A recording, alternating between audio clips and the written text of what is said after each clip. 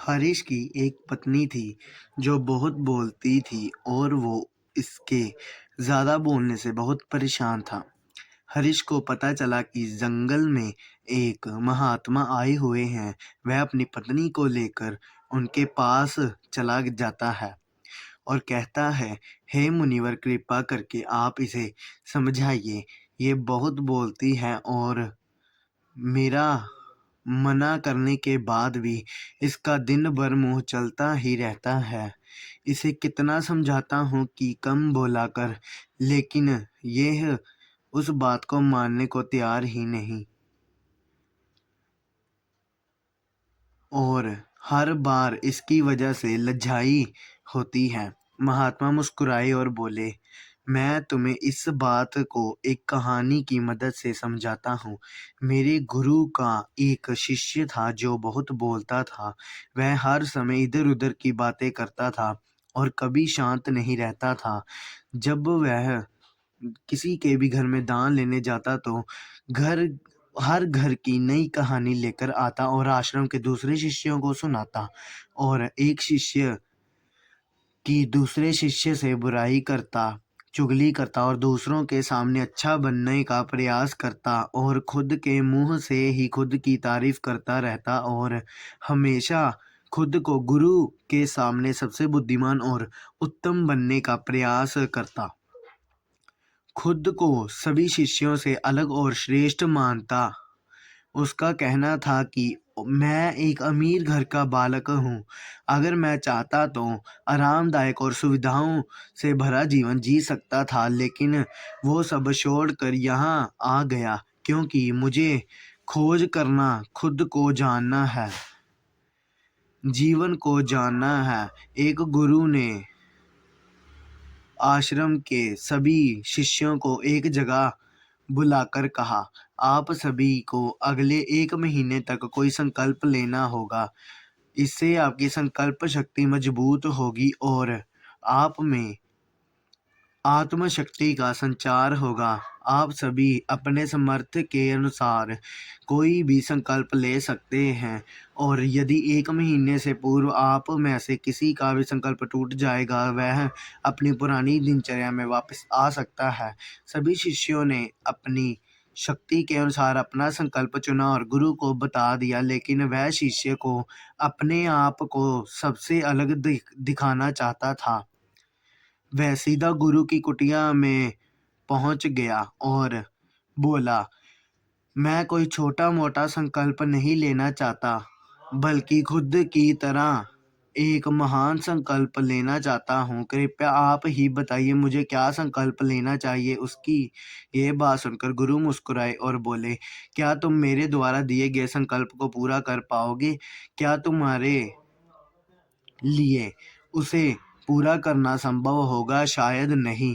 तुम उसे पूरा नहीं कर पाओगे, इसलिए तुम खुद ही कोई संकल्प ढूंढो। शिष्य ने कहा, नहीं गुरुदेव, आप जो भी संकल्प मुझे देंगे मैं उसे ज़रूर पूरा करूँगा।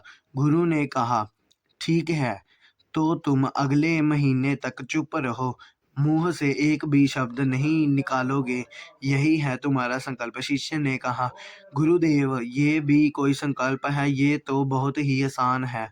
आप कोई ऐसा संकल्प दीजिए जो मेरी ही योग्यता के बराबर हो।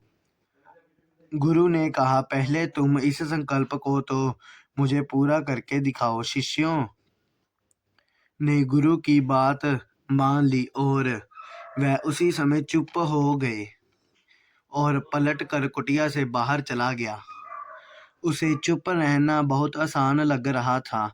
उसने एक दिन तो जैसे तैसे चुप रहकर काट लिया, लेकिन दूसरे दिन उसके मन में ना बोलने का बोझ बढ़ने लगा और तीसरे दिन उसे भारीपन महसूस होने लगा और चौथे दिन उसके अंदर अलग सी बेचैनी बढ़ने लगी, क्योंकि आसपास आश्रम के सभी शिष्य एक दूसरे से बात कर रहे थे।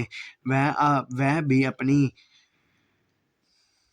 पक्ष उनके सामने रखना चाहता था, उनकी बोलती बंद कर देना चाहता था, लेकिन उसका संकल्प उसके आड़े आ रहा था। इसलिए वह पूरा दिन और आंखें बनाता। कुछ दिन और बीते, वह शिष्य बीमार पड़ गया।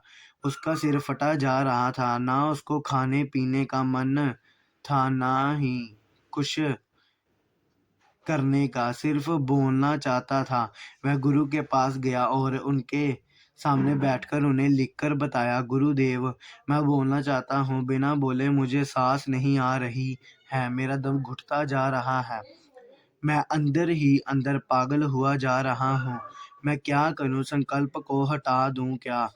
ये पढ़कर गुरु मुस्कुराए और बोले, संकल्प ढाने के लिए नहीं होते, लेकिन जो अपने संकल्प को पूरा कर लेता है वह अपनी आंतरिक शक्ति को बढ़ाता है, और जो अपनी आंतरिक शक्ति को बढ़ा लेता है वो समाज में जागृति की राह पर आगे बढ़ जाता है।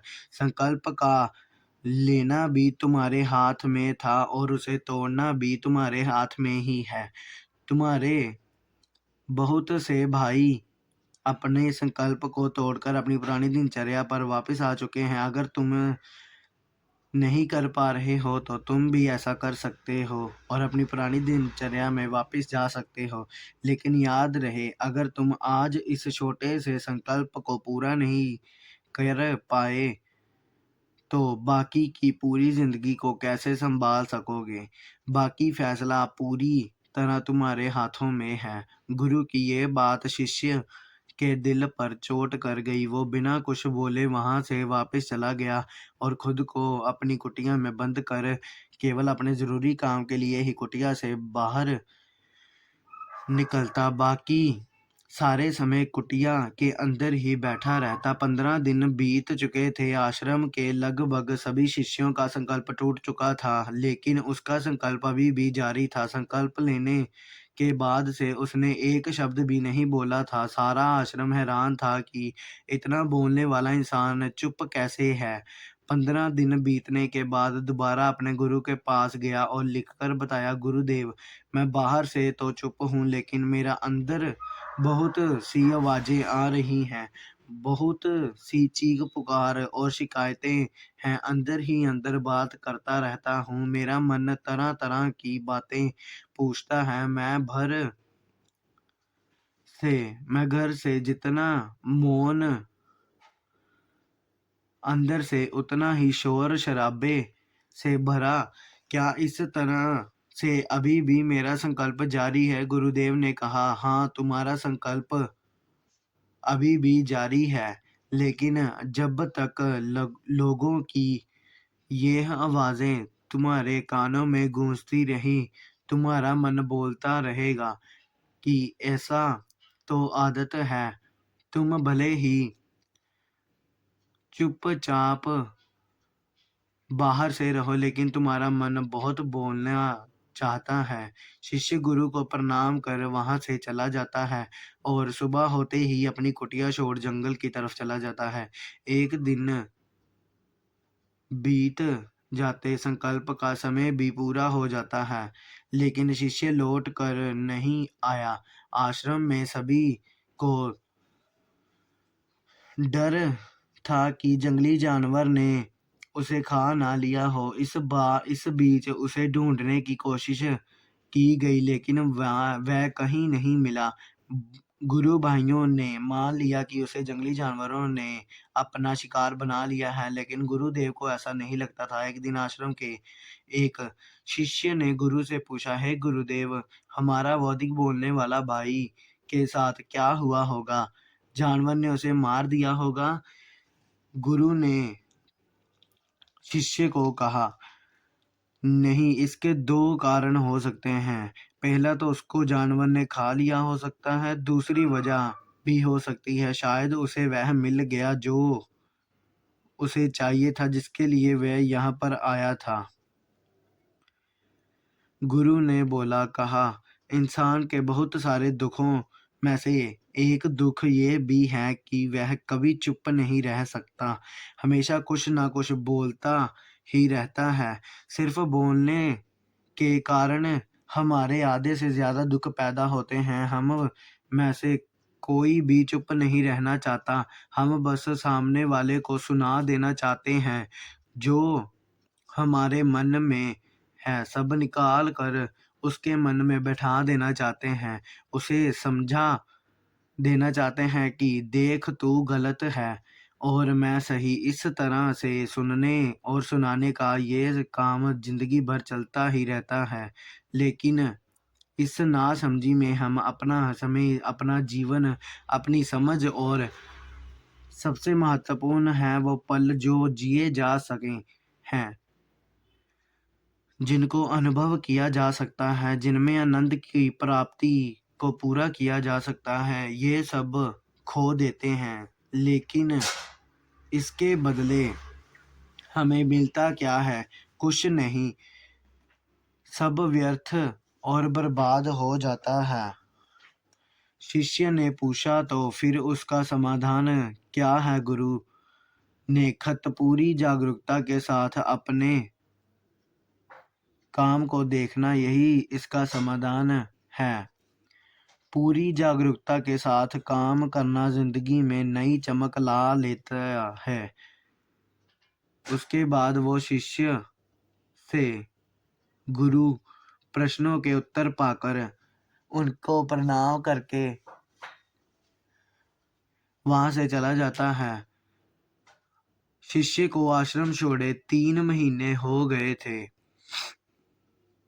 उसकी कोई खबर नहीं। अब तक तो सारे गुरु भाइयों ने उसकी वापस आने की उम्मीद छोड़ दी थी, लेकिन एक दिन वह आश्रम लौट आया।